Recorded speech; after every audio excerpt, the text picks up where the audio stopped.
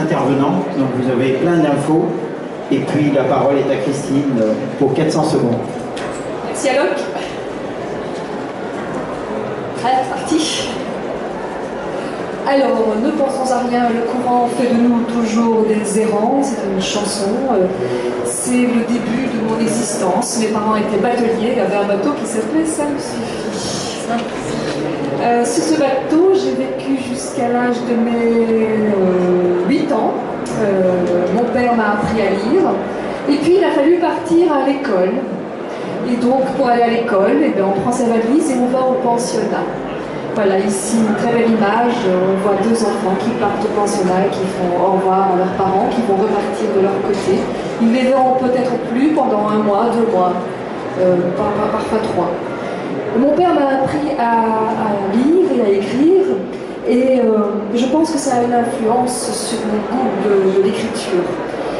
C'est un démon qui m'est entré très tôt dans les veines. Cette image est dans mon bureau depuis très longtemps. C'est Faust, c'est la signature de Faust. Alors mon premier livre évidemment parle de bateaux.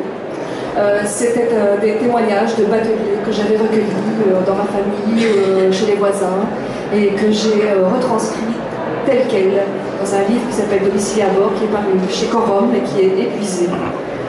Alors, j'ai d'autres casquettes, je réalise aussi des émissions de radio, et pour ce faire, j'ai créé une association qui s'appelle Les Grands Lunaires. Ici, on voit un acteur de lune, Jean Dometier, qui a disparu. Mon SBL s'appelle Les Grands Lunaires, en référence à Cyrano de Bergerac.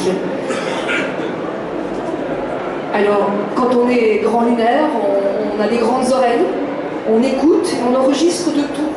Ici, nous étions à une espèce de festival de cerfs-volants. Il y avait le bruit des cerfs-volants qui faisaient comme ça. Et donc, j'étais occupée à enregistrer. J'avais un micro dans l'oreille. Ça s'appelle je ne sais plus comment ça s'appelle. Ce micro, c'est un micro qui enregistre mais qu'on place dans l'oreille.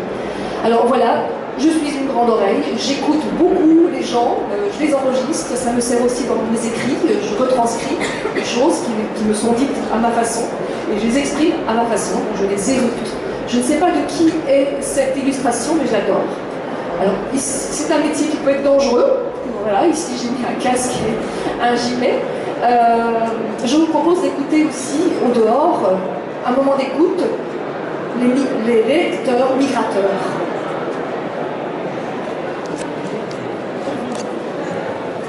On les entend bien. Au cours de mes émissions de radio, j'ai rencontré pas mal d'auteurs, notamment Roland Topor, pour un projet qui s'appelait La cuisine des écrivains. On allait chez eux, on leur demandait de nous faire à manger.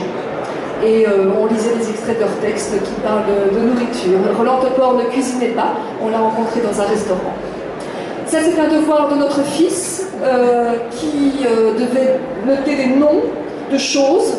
Il a écrit Blork, Mossivox, Furox, Pustulax. Donc l'influence de la bande dessinée chez les jeunes, c'est des personnages qui viennent de Kid Paddle. Et le point d'interrogation de l'institutrice. Donc pour moi, être auteur, c'est un peu cette image que j'ai trouvée dans un voyage en Norvège. C'est avoir un œil et voir certaines choses que d'autres ne voient pas et les mettre en évidence et leur servir peut-être de guide. J'aime beaucoup cette image de l'homme qui voit, être un peu voyant. Alors, j'anime également des ateliers d'écriture où les personnes âgées peuvent travailler avec des enfants. Ici, nous sommes à Saint-Léger, dans la région, j'habite en Gaule, et on est en train de travailler sur un projet qui a duré pendant quelques semaines. J'adore partir en résidence pour écrire, parfois il faut s'extraire. Ici, on est au château du Pont-d'Oie, à Bellaneuve. Vous avez la sœur d'Amélie Nothomb qui est là, Juliette Nothomb, qui se trouve ici, j'ai vu tout à l'heure. Et nous lisons tous Bob et Bobette. Voilà, je les ai tous pervertis, ils ne connaissaient pas. Donc on a posé avec Bob et Bobette. Il y a Lucien Houlet aussi là.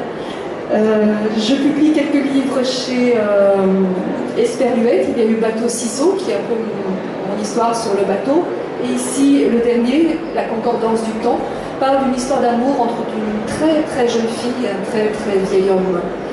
C'est une très belle maison d'édition avec de belles illustrations. Alors, François et Renaud, il y a François qui est là, les éditions du chemin de fer, au 245, c'est ça?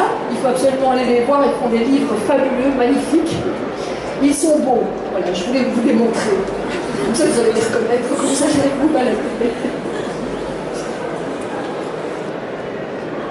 Ils ont publié N'en a qu'un en très haute prudence, qui est une gaudriole, un livre où je m'amuse en fait follement en m'inspirant de l'univers de Rabelais. C'est l'histoire d'un bonhomme à qui il manque un bras et qui passe une partie de sa vie à le rechercher. Et quand il le retrouve, son bras vit des choses qu'il ne faut pas faire d'habitude. Ce livre avait été refusé dans un premier temps pour une maison d'édition bien connue à Paris. Donc j'ai retranscrit ici, je l'ai reproduit ici. Voilà, une gaudriole sans grand intérêt, d'un humour touchant plus à la vulgarité systématique qu'au bon mot. C'est le genre de lettre qu'on peut recevoir parfois. Chez ce même éditeur qui m'a envoyé cette lettre, un contrat que je viens de signer il y a quelques semaines. C'est chez Le Dilettante, un autre manuscrit que là, cette fois-ci, il a accepté.